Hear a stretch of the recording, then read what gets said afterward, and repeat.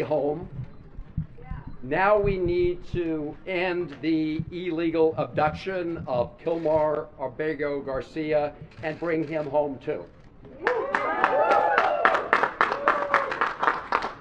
We're joined by his wife, Jennifer, by his mother, Cecilia, by his brother, Cesar, and thank all of the rest of you who are joining us in solidarity with the Constitution and Kilmar.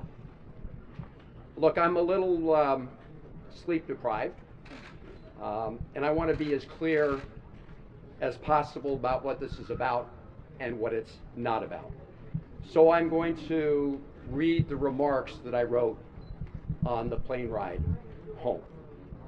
As the federal courts have said, we need to bring Mr. Abrego Garcia home to protect his constitutional rights to due process.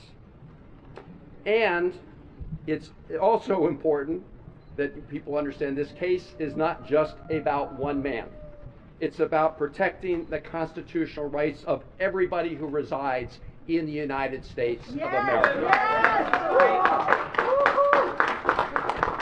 If you deny the constitutional rights of one man, you threaten the constitutional rights and due process for everyone else in America.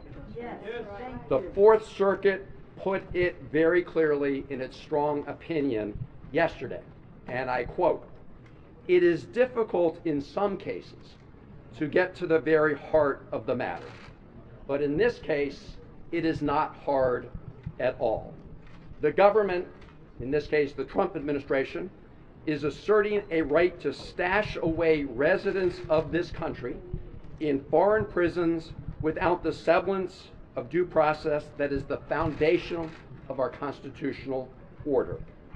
Further, it claims, in essence, that because it has rid itself of custody, that there is nothing that can be done. This should be shocking not only to judges, but to the intuitive sense of liberty that Americans far removed from the courthouses still hold dear."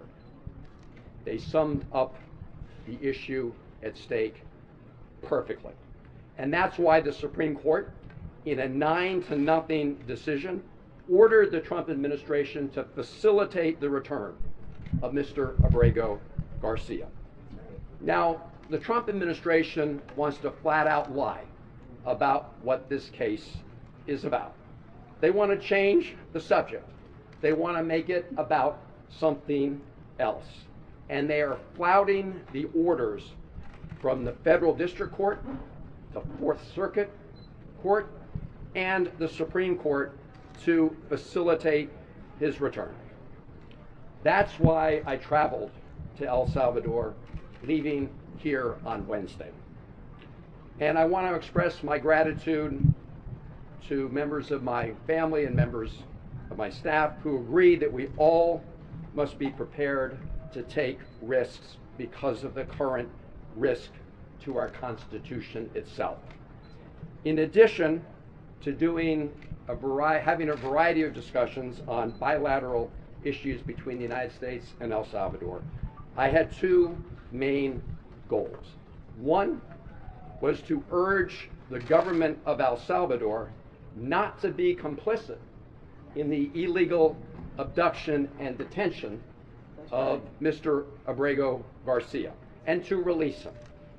I made that request directly to the Vice President of El Salvador. The President was out of country at the time, and I've previously reported on that conversation. My principal mission was to meet with Kilmar Abrego Garcia. I told his wife Jennifer and his family that I would do everything in my power to make that happen. And last night, at about 6:40 p.m. El Salvador time, 8:45 p.m. here on the East Coast, I called Jennifer to tell her that I had met with Kilmar. And I told her what he said to me, which was first and foremost that he missed her and his family. And as he said that, you could see a tear go down his cheek.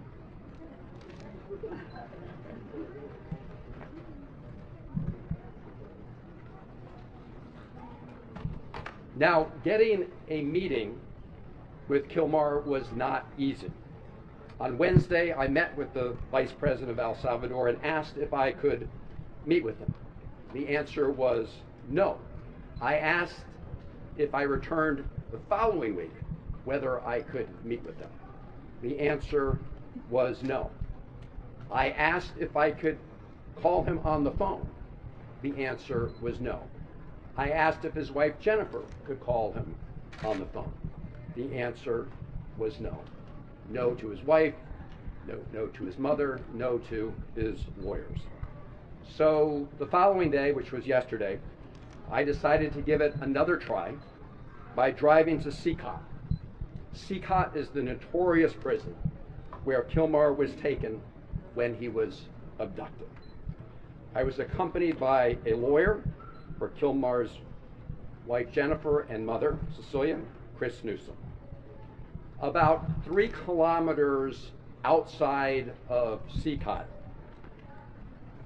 we were pulled over by soldiers. You could see the rest of the traffic was allowed to go by. We were pulled over by soldiers and told that we were not allowed to proceed any farther. When I asked why, I was told that they had orders not to allow us to go any further. When I asked them if they knew anything about the condition of Mr. Abrego Garcia, they said no. And so much later in the afternoon, I was actually getting ready to catch a plane out of San Salvador back here later yesterday evening. And all of a sudden, I got word that I would be allowed to meet with Kilmar Abrego Garcia. And they brought him to the hotel where I was staying. And after that meeting, as I said, I called his wife Jennifer to report on some of the news of that meeting.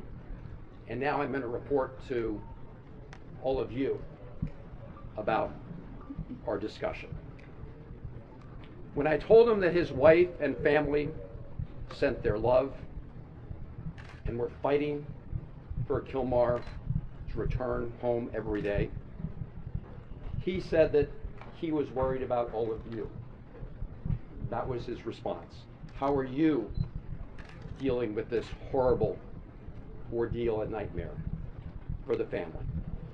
He said that thinking of you, members of his family, is what gave him the strength to persevere, to keep going day to day, even under these awful circumstances. He spoke several times about your 5-year-old son who has autism. 5-year-old son who was in the car in Maryland when Kilmar was pulled over by U.S. government agents and handcuffed. His 5-year-old son was in the car at that time. He told me that he was taken to Baltimore first. I assume that was the Baltimore detention center. He asked to make a phone call from there to let people know what had happened to him. But he was denied that opportunity. He said he was later taken with some others from Baltimore to a detention center in Texas.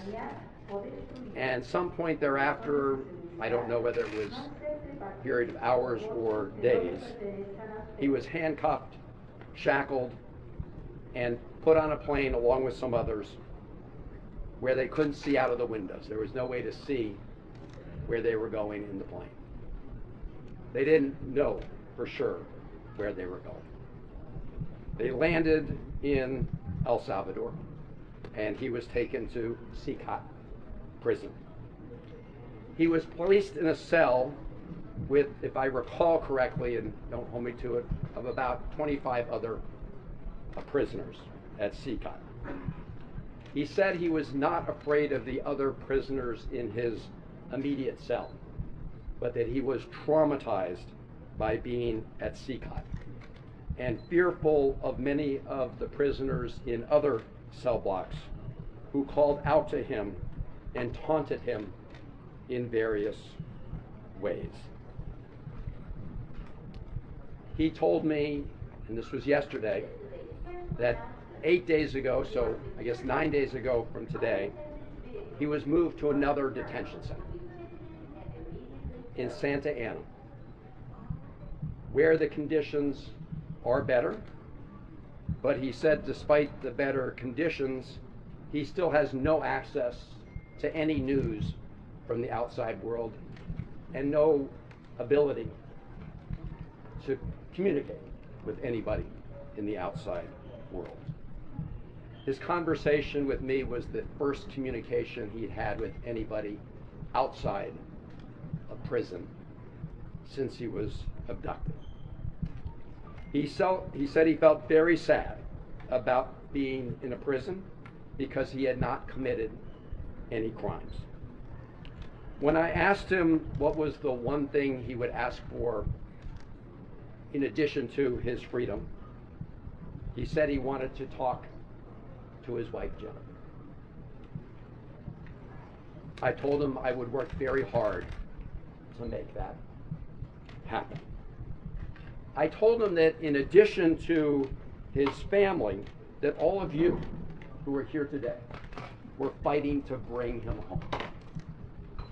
I told him that his brothers and sisters in his union, the sheet metal workers union, were fighting to bring him home. That brought a smile to his face. I told him that millions of Americans understand that what is happening to him is a threat to their own constitutional rights. I told him about the decisions of the federal courts, the district court, the Fourth Circuit Court, the Supreme Court. And I think that in addition to knowing that his family was fighting for him, all of that gave him strength, the fact that all of you here were fighting for him. I want to say something about the Trump administration's efforts to change the conversation about what this case is about. This case is about upholding constitutional rights for Abrego Garcia and for every American. The President Trump and the Trump administration wants to say that those who are fighting to stand up for our Constitution don't want to fight gang violence. That is an outright lie. That is a big, big lie. I, for one, have been fighting against transnational gang violence, especially MS-13, for over 20 years. Probably for longer than Donald Trump ever uttered those words, MS-13. Over 20 years ago, I worked to establish a anti-gang task force, a regional anti-gang task force in the Maryland, Washington, D.C., and Virginia area. I did it in a bipartisan way with then Congressman Frank Wolf and Tom Davis. And we have made substantial progress in this region. We have a long way still to go, but those efforts have resulted in progress. So I say to the President of the Trump administration, if you want to make claims about Mr. Abrego Garcia and MS-13, you should present them in the court, not over social media. Not at press conferences where you just rattle stuff off. Because here is what the federal district court judge said about exactly this issue. This is Judge Zinnes. So she is the federal district court judge in the District of Maryland, where the case first appeared. This is a quote from her opinion. Defendants, and in this case, this is the Trump administration she's referring to, have offered no evidence linking Abrego Garcia to MS-13 or any terrorist activity. And vague allegations of gang association alone do not supersede the express protections offered under the INA, unquote. She emphasized this point, and I'm quoting, "No evidence before the court connects Abrego Garcia to MS-13 or any other criminal organization," unquote. In other words, put up in court or shut up.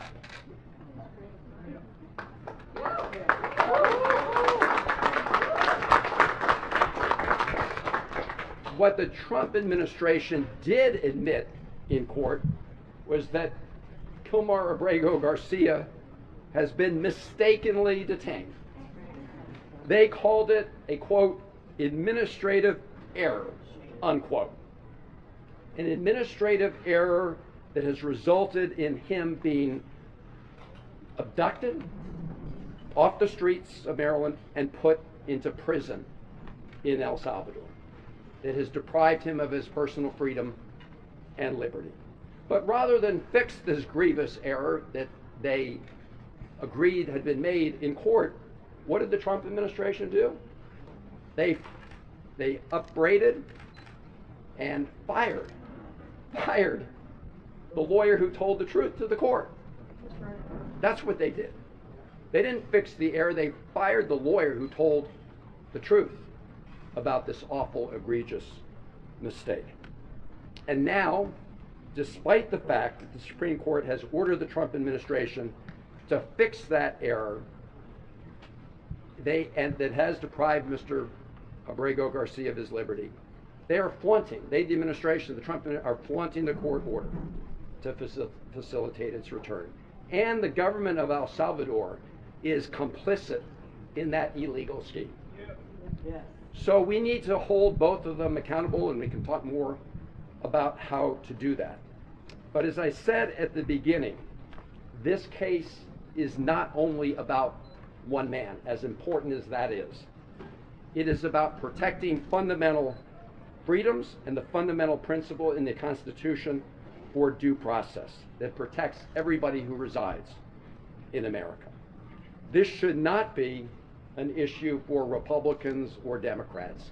This is an issue for every American who cares about our Constitution, who cares about personal liberty, who cares about due process, and who cares about what makes America so different, which is adherence to all of those things. This is an American issue. Now I just want to take a moment, I hadn't planned to do this, but as I was landing on the airplane, I got a transcript of some questions President Trump was asked at the White House today about what I would call Margarita-gate.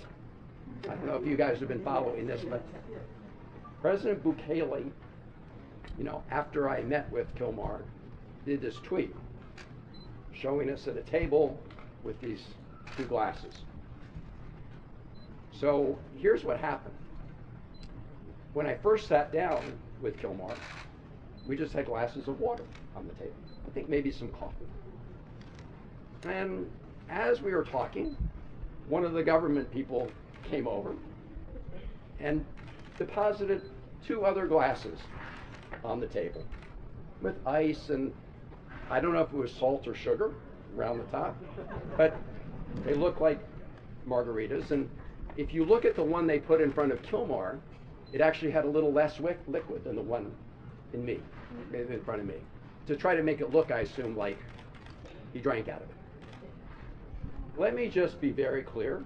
Neither of us touched the drinks that were in front of us. And if you want to play a little Sherlock Holmes, I'll tell you how you can know that. So if you look at the video or the picture I sent out from the beginning of our meeting, you'll see there are no glasses on the table. So you'll see in later videos they are on the table. But they made a little mistake, or some people are very careful, right? If you sip out of one of those glasses, some of whatever it was, salt or sugar, would disappear. You would see a gap. There's no gap. Nobody drank any margaritas or sugar water or whatever it is. But this is a lesson into the lengths that President Bukele will do to deceive people about what's going on. And it's also shows the lengths that the Trump administration and the president will go to, because when he was asked about a reporter about this, he just went along for the ride. So the White House and the president had been lying about this case from the beginning. They've been trying to change the subject from the beginning. As I said, and the courts have said, from the Supreme Court to the Fourth Circuit to the District Court, what this is about is adhering to the Constitution, to the right of due process. And that's why we say, bring Kilmar home, so he can be afforded his rights under the Constitution. That's what this is about. The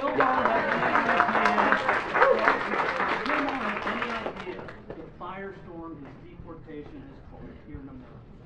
So I told him, that was the first he'd heard. If you could address the camera. Sure.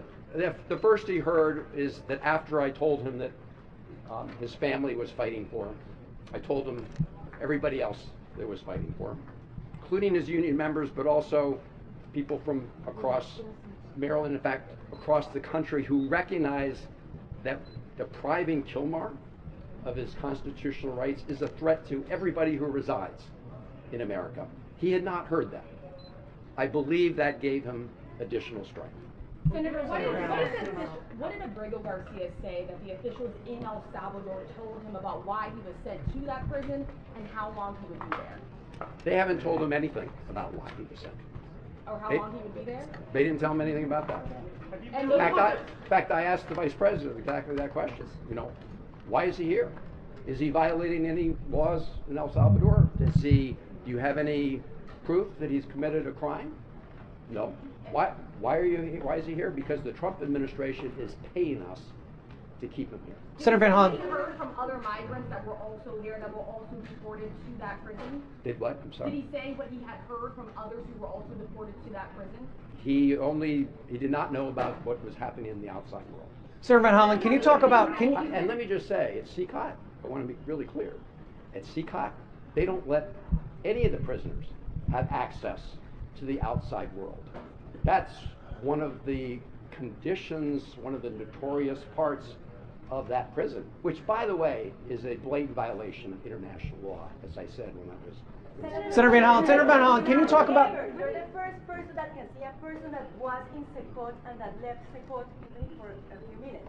What did he say about how it is being there? Because he's the first prisoner from Secot that was outside, ever. Oh, as I think I said, I mean, he said what he said was that it was his best guess that most of the cells were packed with about 100 people. I asked him why. He said when they take a roll call during the day, people have to call out their names from different cells. As I said, in his cell, I believe there were about 25 people until he was moved. But as I said, while he wasn't fearful of the other prisoners in his own cell, he was fearful about the taunts that he received from other prisoners in CCOT. Senator Van Hollen, can you talk about? Okay, Go go ahead. What do you think you would achieve with this threat, and what in terms of getting him actually released, sent back to him? Well, the first thing was to accomplish what his mother and family were really desperate to learn, which is that he's alive. I hadn't heard a thing about him. That for someone who's, he's obviously in a terrible situation. As I said, he's experienced trauma. He said he's sad every day. But I think this persistence resulted in having this chance to meet with him, to begin to get a little bit of his story. And I think it is the first step to ultimately bringing him home as the Constitution requires. Can you, Senator, can you talk about? Do you have a sense of his health, well-being? Do you get any indication that he's been abused? I did not get that sense. Look, you never know, but I asked him if he was okay. He said yes. He said he has a blood pressure condition. He has seen a doctor. So, on a very cursory examination, you appeared okay. Now, I will say, just to be clear, there was some negotiation about the terms of this meeting, and we were kind of surrounded by video cameras. So I do want to say that was the setting he was in. I should also just say, I'd mentioned the fake margarita scandal. They actually wanted to have the meeting by the side of the pool, right, in the hotel. Just right. I mean, this is a guy who's been in CCOT. This is a guy who's been detained. They want to create this appearance that life was just lovely for Kilmar, which of course is a big Senator. Have you been having any conversations over the course of the last 48 hours? I know you've been busy in El Salvador with Trump administration officials. Was there any indication, maybe with the administration, that they were more flexible than what they were saying publicly? I have not. I did have a meeting with folks at the American Embassy there. And I really want to applaud them and every member of the Foreign Service and State Department in El Salvador and everywhere around the world. I co-chair the Foreign Service Caucus, and I have a deep appreciation for what they do.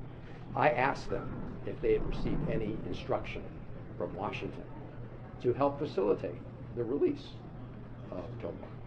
The answer was no. I asked them if they had made any attempt to reach out to him. The answer was no. So it's very clear that the President and the Trump administration are blatantly, flagrantly disagreeing with, defying the order from the Supreme Court. Senator Van Hollen, can you talk about who from the Salvadorian government contacted you to facilitate this meeting? You mentioned that there were terms associated with the meeting. Were you told not to reveal any details from the meeting until you came back to the United States? And were you at all concerned for your safety in and around this meeting taking place, or at any point during your time in El Salvador? So I was not concerned about my safety at this meeting. And I will say, obviously there's a lot of uncertainty when you're approached by soldiers and have your car pulled over to the side of the road and told you can't go any further. But I will say that the soldiers acted professionally, okay, in their encounter with me. They had their orders. They implemented their orders. In terms of, I'm sorry, what was about the meeting? How the meeting came to be? Who contacted you from the government? So the meeting, they reached out. Who's they, though? The Salvadorian government. Look, in El Salvador, everything happens because Bukele says it could happen. And if you look at the video he sent out right afterwards with the fake margaritas, you can see that all of that was a setup. Okay, so that's why. And as to how I was notified, their message was transmitted to me through the embassy. Senator, you're meeting with the Vice President. Are you able to explain anything about the agreement that the Right here, and then I'll go right there. Okay. The response from Republicans to your visit is that you care more to meet with Abrego Garcia than you do with Rachel Moore, who is the mother of a Maryland woman who died in your state. What is your response to that criticism specifically? Well, my response is that my heart goes out to the family of Rachel Moore. As I said at the time, my heart breaks for what happened to them. That should not happen to any family in America. And I'm very glad that a court of law convicted her killer and is going to punish her killer in a court of law. The reason we have courts of law are to punish the guilty, but also to make sure that those who have not committed crimes are not found guilty and arbitrarily detained. In other words, everybody has due process. So the effort by the Trump administration to try to conflate these two issues goes to the heart of what I was just talking about, their effort to change the subject. But again, to the Moore family, we have 3 children. I cannot imagine losing a child in the heartbreak that caused, and it should not happen.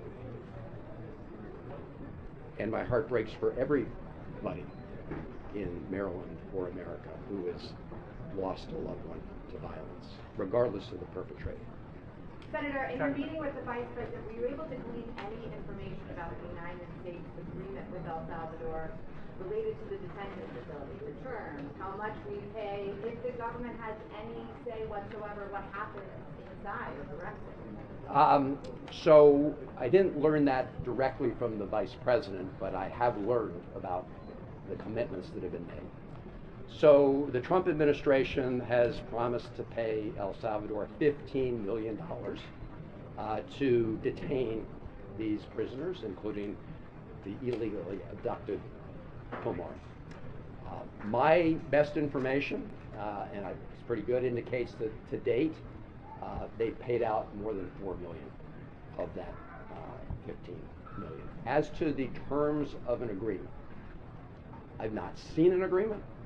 I don't know whether there is an agreement that specifically spells out the terms and conditions here. I am aware that there was some document that memorialized the payments, but again, I do not know in any way if it goes through the details. Senator, what's the next step here in light of the defiance, defiance of the Trump administration? What does Congress do? So, everybody asks those of us who are Democratic senators whether there's any bottom line where Republican senators will say enough's enough and won't simply continue to be rubber stamps for the Trump administration. So far, we haven't hit bottom. In this case, we have what I believe is an outright defiance of the Supreme Court. People still may want to hang their hat on the fact that it hasn't been completely adjudicated. As you know, the federal district court judge has ordered depositions of the administration officials. The Trump administration appealed it. That's what the Fourth Circuit decision was all about. That may well go to the Supreme Court. I don't know if the Trump administration is doing that. So the question is there any point when the president is violating the Constitution of the United States that Republicans will stand up to the Constitution rather than just continue to do the bidding? No Republicans, Democrats, or Congress. When it comes to Congress. But let me say something on that. Not totally Republicans. Because appropriations need to go through the Congress. And that $15 million, you can be sure we're going to be looking for where it is. Because that wasn't authorized in previous appropriations. We're operating under a continuing resolution. Now, they may try to pretend they can transfer back. But there's some indication that they were planning anyway, until now, to make that as part of the process. And you can be sure that I won't support the use of one penny of taxpayer dollars to keep Abrego Garcia illegally detained in El Salvador. And so as part of that process, yes, Democrats, at least in the Senate, have some sway. Now, I will say, for instance, about the government in El Salvador, they are making a huge mistake. They want to brand themselves as a country for technology. The president said, Bitcoin is legal tender. But now what they're branding themselves as the place for these huge prisons where people who are illegally abducted are warehoused. That is not a good look.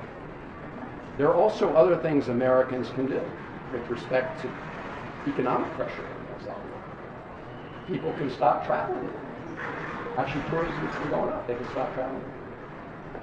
There may be states that decide, they don't want any of their pension funds invested in companies that invest in a place like El Salvador. So there are many things that can be done, and I just urge the president of El Salvador, the vice president of El Salvador, to rethink whether they want to become a place that just gets paid off for being complicit in this illegal scheme.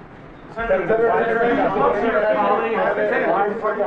you talked to your colleagues who plan to go down? What do you hope from your Senator? Senator, why did the Salvadoran government reverse itself on allowing you to meet with Mr. Abrego Garcia after telling you no? And also, do you have a sense of why the government transferred Mr. Abrego Garcia from CCOT to this other prison in Santa Ana? Well, I think the reason they relented is pretty clear. They were feeling the pressure. I mean, they were feeling the pressure because while I was in El Salvador, we had 2 major press conferences that included the local press who reported on this. And I think that they decided that it was not a good look to continue to detain Abrego Garcia without anybody having access to him. There's no other explanation for the fact that they said no, and prevented us from going to prison. So that's why. I'm sorry, what was the second part? The second part, why, and welcome home. Why did they transfer him from CCOT to the other prison in Santa Ana? Well, I mean, number one, I will say my main request was to meet with him. And as I said, he's no longer at CCOT. He's at a different prison, which is pretty far outside of San Salvador. But in addition to that, I didn't even know that. I mean, so yes, we all thought he was at CCOT. I mean, until I met with him. That's why I tried to go to CCOT. Mm-hmm. So I think that's why. Well, he wasn't trying to see him. But last Senator, what would you advocate the party taking to prevent future deportations like this? Do you think that the White House was involved at all in facilitating this meeting? Do you think that the Trump administration? Do you think that I have no basis. Have you spoken to any of your colleagues who say that they plan to go down now that the president is seemed to shut the door? He lets you meet with them, but he said he's going back to detention and will not return. Have you spoken to them and what they hope to accomplish going forward? So I told the Vice President of El Salvador that I may be the first senator member of Congress to be in El Salvador, to come down to El Salvador, but I won't be the last. And there are others coming. I'll got to give them a call after this meeting to brief them on my trip. But this goes back to the fact that El Salvador was making a big mistake. President El Salvador making a big mistake in being implicit in this illegal scheme. How long did you meet for? How long did you sit down? I met for over half an hour. There was no. Senator, what else can your Democratic colleagues do to prevent future illegal deportations like this? You mentioned the International Covenant on Civil and Political Rights. Yes. Do you think that, and El Salvador is a party to that, do you think that your mentioning of that is part of what facilitates? I think it could have been a factor because they are in blatant violation of that requirement, that international law requirement. Not only in this case, but actually in all of these cases, because I said the policy at that prison, CCOT, is to have no communication, not with your lawyer, not with your family, with nobody. That is a violation of international law. And as I mentioned, El Salvador is a signatory to that. Thank you all very much for being here, and thank you.